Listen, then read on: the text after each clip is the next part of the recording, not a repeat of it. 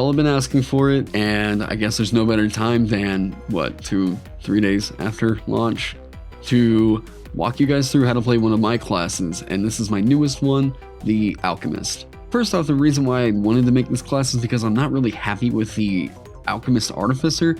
I felt like the whole concept of what it meant to be an alchemist is just way too robust of a concept to pin down to a single subclass, and then attaching it to like the Artificer chassis, it just didn't really make a whole lot of sense in my mind.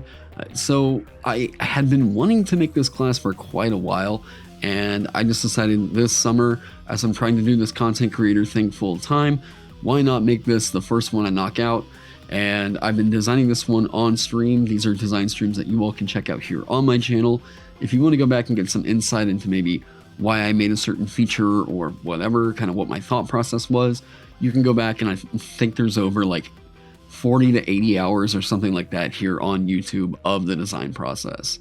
I designed this class intentionally to be more of a backliner. I wanted the martialist classes to have a blaster option. The blaster is a combat role that I don't think any martialist can currently fulfill, and this is that you're going to be a character that can deal high AoE damage, and I wanted a martialist that wasn't like tied into spells to give you a way to heal up your party members in a completely non-magical way. There were quite a few challenges that came up with this one, but in this video, I'm just going to walk you through the base class, what all the features are intended to do, what they give you.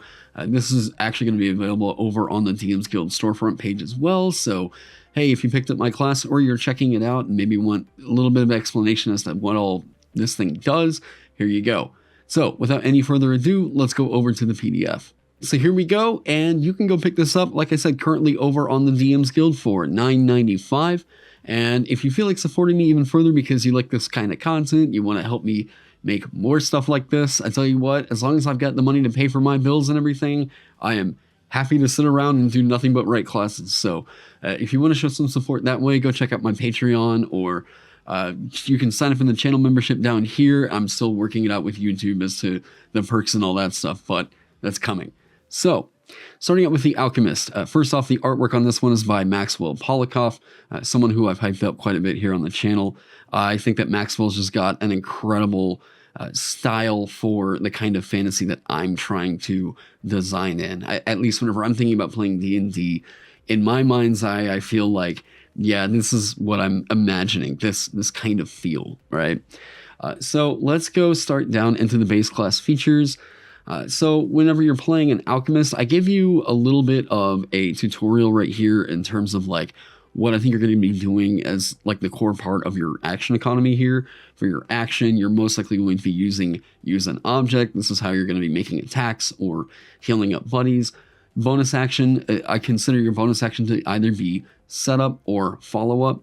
This is where it's going to fall on your action. So with a bonus action that you're getting as an alchemist is this special bonus action called Catalyze that allows you to immediately, quickly make a potion or an alchemical item. It's not going to last quite as long as like a permanent alchemical item that you take the time to sit there and prepare in like a laboratory or whatever.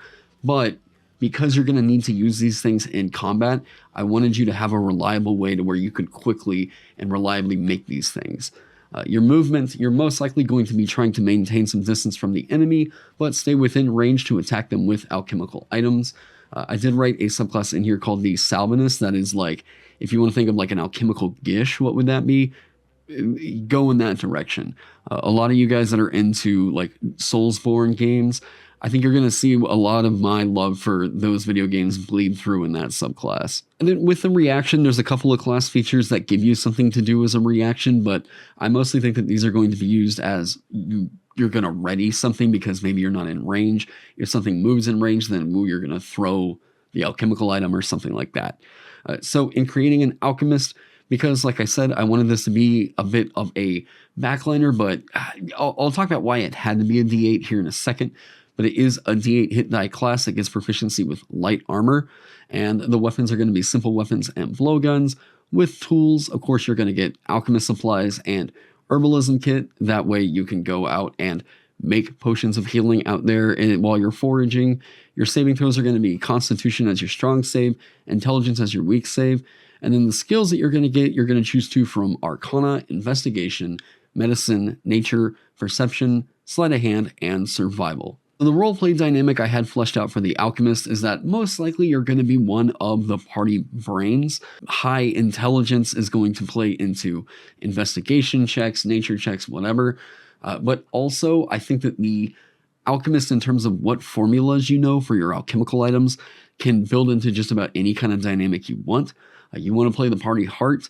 The Apothecary is going to give you a really easy loadout to do that. You go pick up the Healing Draw alchemical item.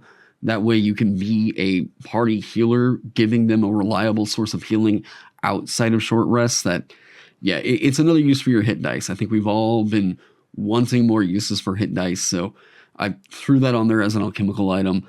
Now, in terms of where you're going to be in combat, your hit dice as a D8. This is usually what I'm going to give you if I want you to be a midliner, right?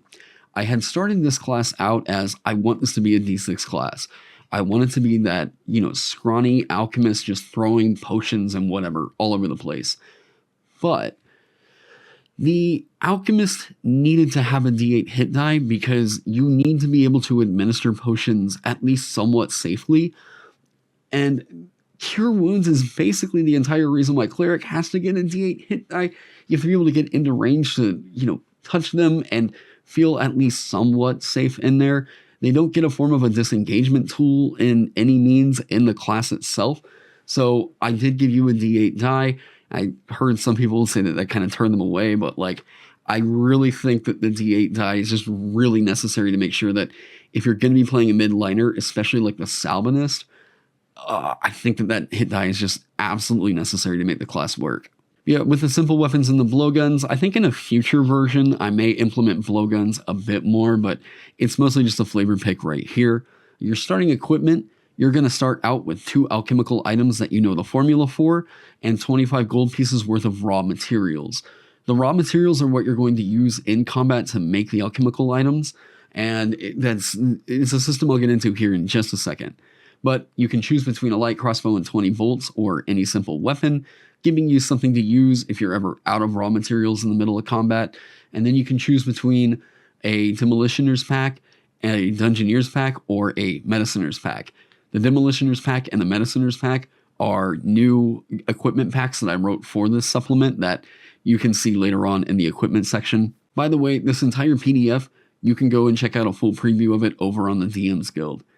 Lastly, you're going to get your leather armor, a dagger, 5 flasks, so you can quickly, make the alchemical items, and alchemist supplies. So with the class features, at first level, you're going to get Experimentalist Adept.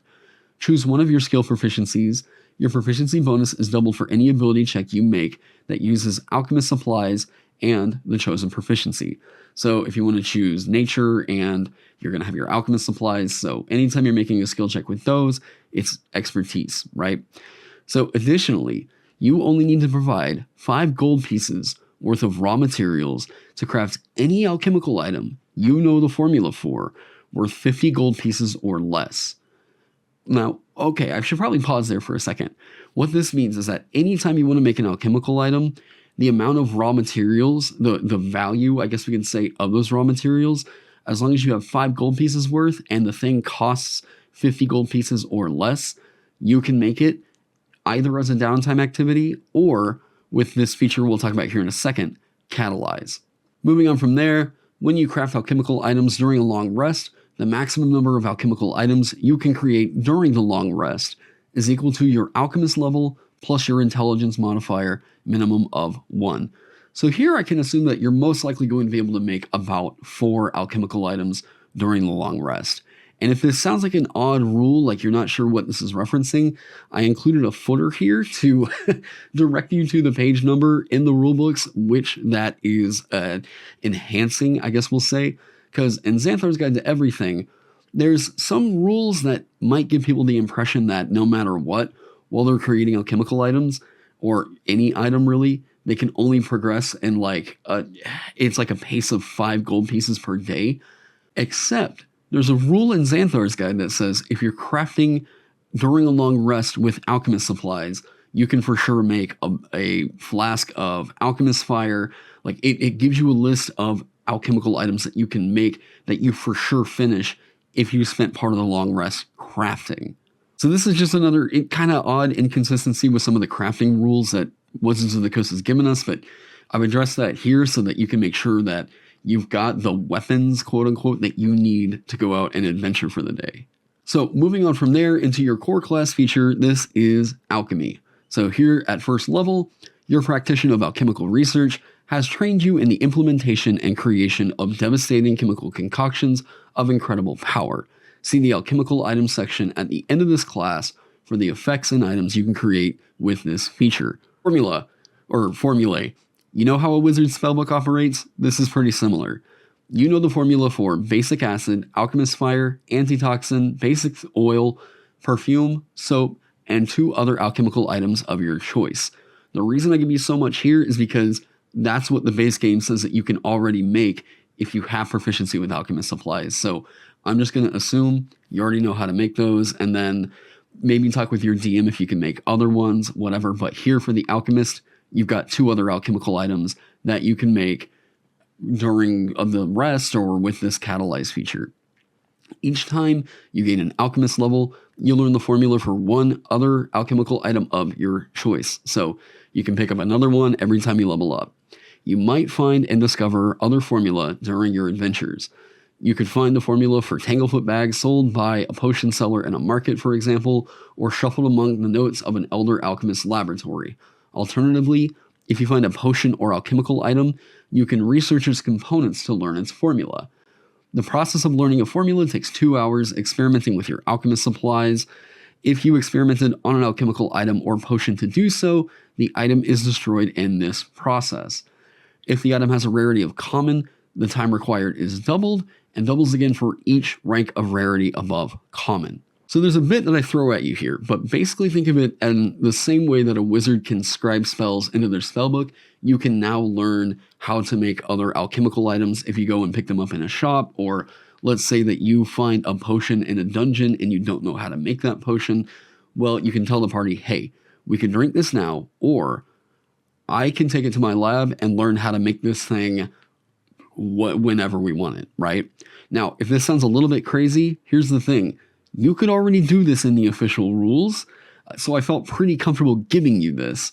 And I do give references to like where you can already do this stuff and where it lists that in the official core books down here. It's just made a little bit easier for you as an alchemist. So your big bonus action is going to be Catalyze. As a bonus action on your turn, you can quickly create an alchemical item. To use this ability, you must have your hands free and the raw materials and container required in your inventory. Raw materials you use with this feature are consumed by the process, and any item you create with this bonus action loses its potency if not used within 1 minute. Anytime that we're giving you a duration of a minute, we're assuming that that thing should be able to be used within the same combat encounter, right? So if you're not using it in that combat encounter, we can assume that it will likely expire afterwards, but you can also do this while you're out exploring and doing whatever. If you need an alchemical item that you have not prepped during a long rest, boom, you can make sure that you've got one right here with Catalyze. The alchemical item that you create still has to be used with the use an object action, or you can, I wrote some rules in here to help clarify what happens if you use it with the attack action as an improvised weapon. So that's all in here later on. But with potency, this is the last part of this. You have trained in the use of alchemical items in combat, granting you the following benefits. The range you can throw any alchemical item is doubled, and being within 5 feet of the target of a ranged attack you make with an alchemical item does not impose disadvantage on the attack roll. This has been a hang up with like what we call like the net problem, right? Where if you're using a net against a creature that's within 5 feet of you, because it's a ranged attack, it's always made with disadvantage. So this is just cleaning that up here. Lastly, you can use your intelligence modifier instead of strength or dexterity when making an attack roll with alchemical items.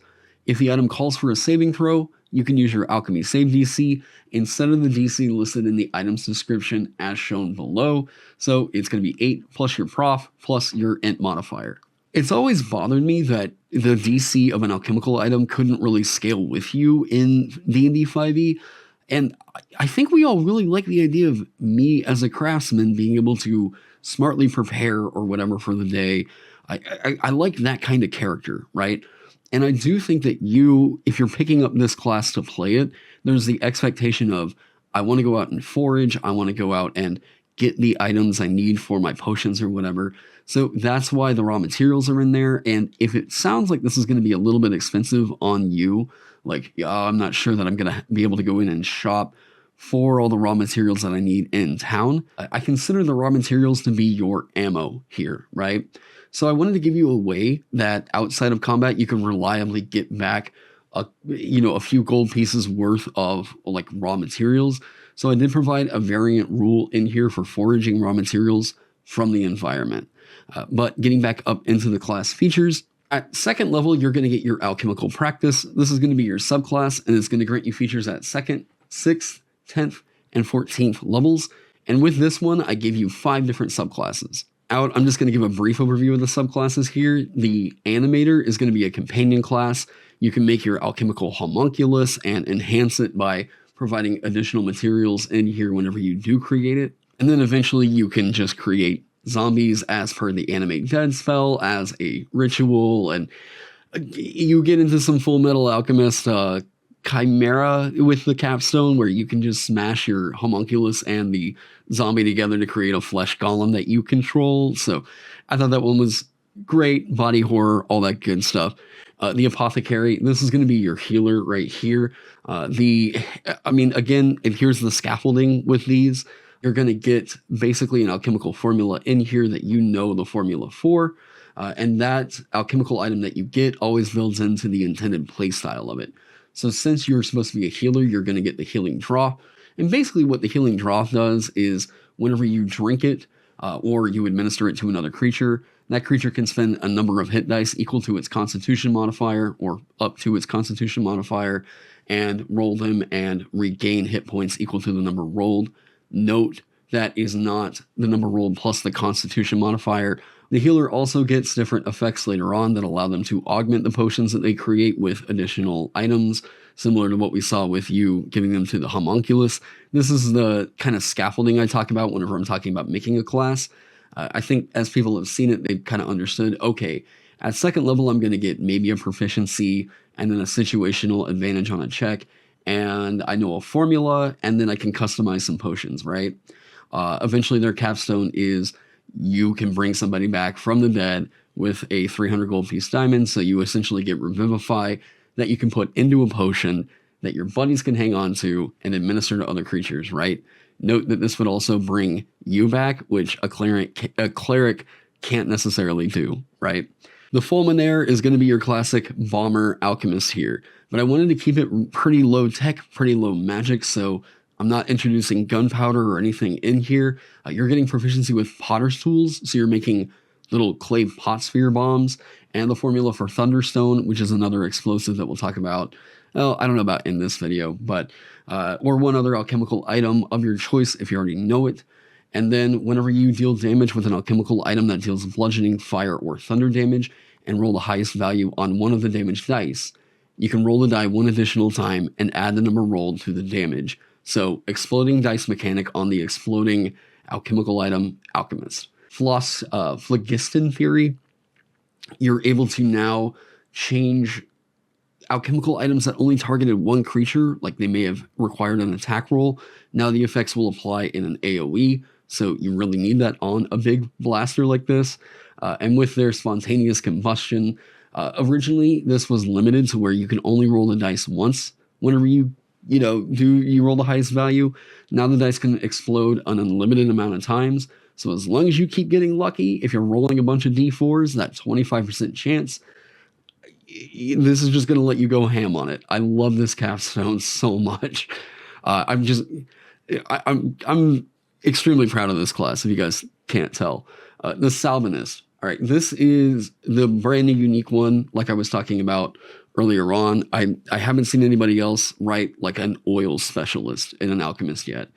So the Salvinist, these are going to be, like I said earlier, sort of a gish leaning into this idea of you apply oil to specific weapons.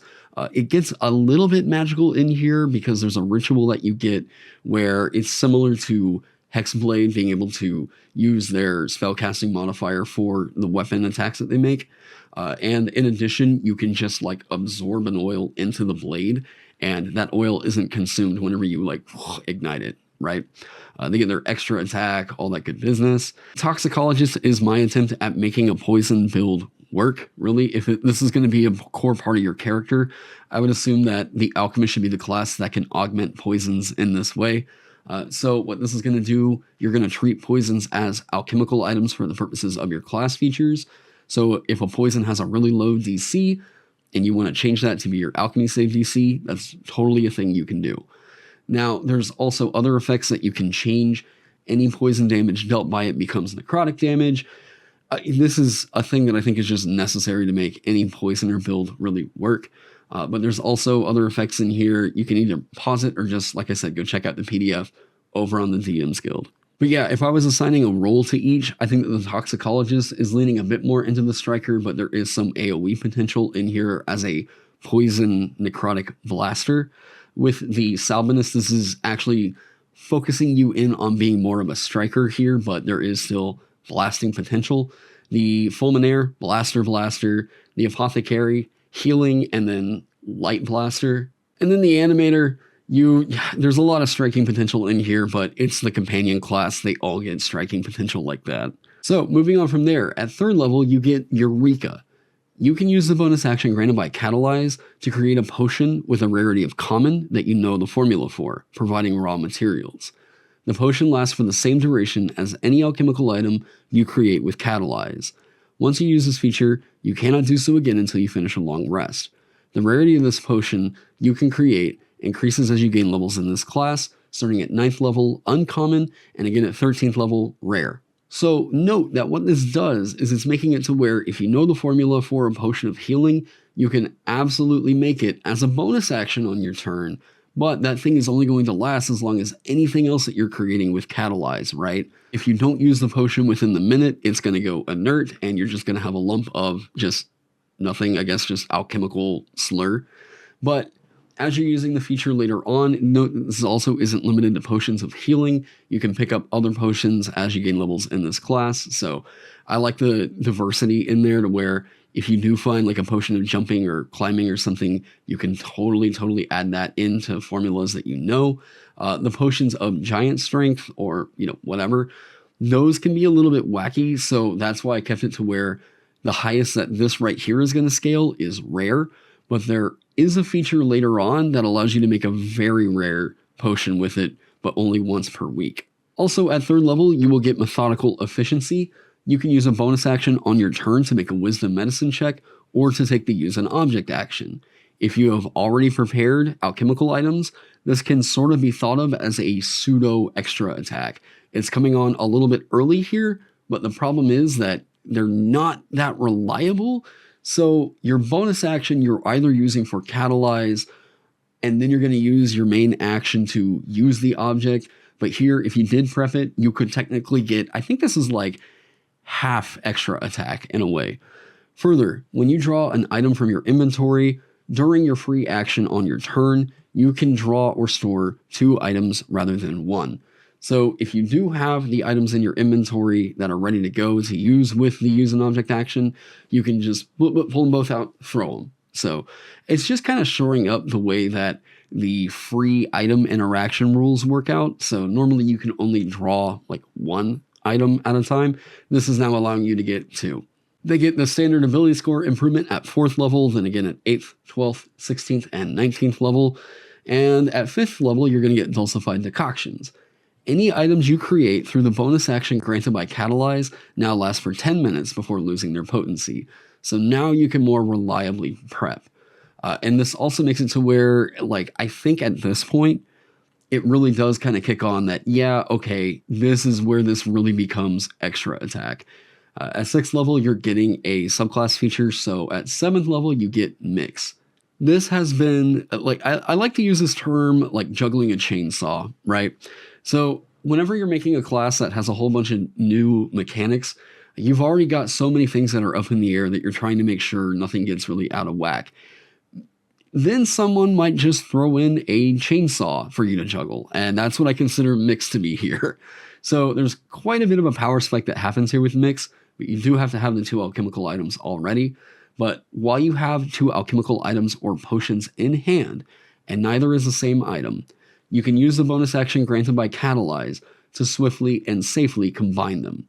When the new combined item is used, both effects occur simultaneously. So, note that this does not work with like 2 vials of Alchemist Fire, right? If it's like Acid and Alchemist Fire, boom, you combine them. Yep, whenever you throw it, if you hit with the attack, it's going to do the 2d6 acid damage and the recurring 1d4 of the Alchemist Fire. The combined item loses its potency if it's not used within 10 minutes, and attempting to use this feature with a previously combined item results in both of the items losing their potency. So you can't just keep combining these to where suddenly you've got this mixed bag of all of your alchemical items here. It's just got to be, but the combined thing is already super unstable, throw it, and boom. Mercurial Flux. At 9th level, whenever you create an alchemical item, you can replace the raw materials required with valuables, such as gold pieces, of a value equivalent or greater to the cost of the raw materials. So here's the equivalent exchange from Full Metal Alchemist kind of thrown into a class feature here. And really all this is a quality of life change. Like if you aren't able to go out and forage, but you do have like gold pieces on hand or just currency, whatever, if you have 5 gold pieces, you can make one of the alchemical items you know that has a value of 50 gold pieces or less. So whenever this is kicking on, it's pretty easy for you to just make the potions of healing that you'll know. Moving on from there, we have Volatile Potency kicking on at 11th level. Here is a cantrip kind of scaling for the Alchemist here. When a damage or healing roll is made with an alchemical item or potion you created, you can roll 1 additional die of the same size and add it to the damage or healing of the item.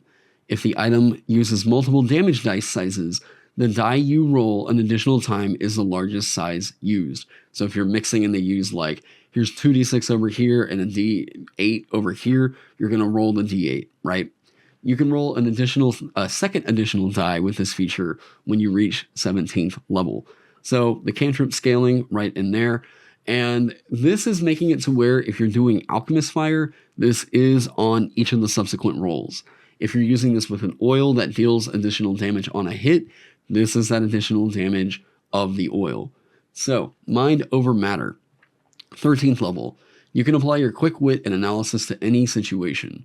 When you make a strength or dexterity ability check or saving throw, you can use your reaction to give yourself a bonus to the roll equal to your intelligence modifier, minimum of +1. Whenever you're subjected to an effect that allows you to make a strength or dexterity saving throw to take only half damage, you instead take no damage if you succeed on the saving throw and only half damage if you fail. So here they get one of the stronger parts, well, I guess the main stronger part of evasion tied into this different idea of like, rather than me having to think necessarily about like, yeah, I've got to dodge out of my way of this thing, you're getting that Sherlock moment of like seeing the numbers pop up in front of your head and then being able to quickly dodge out of the way by like, I don't know, coming up with some different strategy. So Mind over Matter is giving you this defensive feature to carry you on into the upper tiers of play. Now, Philosopher's Stone. 15th level Alchemist feature. Your studies have revealed to you the mystic formula for the legendary Philosopher's Stone, which you can create over the course of 7 days. If you create a new Philosopher's Stone while one you have created already exists, the previous stone is destroyed and returns to nothing. Your Philosopher's Stone grants you the following benefits. While you're within 1 mile of your Philosopher's Stone, you are immune to disease and cannot be aged by natural or magical means. You can use the Use an Object action to manifest a non-magical item that can fit into your hand that has a value of 50 gold pieces or less. Once you use this action, you can't do so again until you finish a long rest. Lastly, you can allow the Philosopher's Stone to replace any of the material components called for by a spell.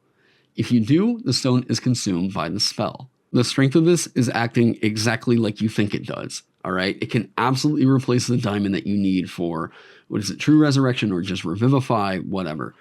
Any material component used for the spell, right? Now, afterwards, it's going to take you 7 days to get your new stone, but if you are allowing this to work, this can come in super clutch for you.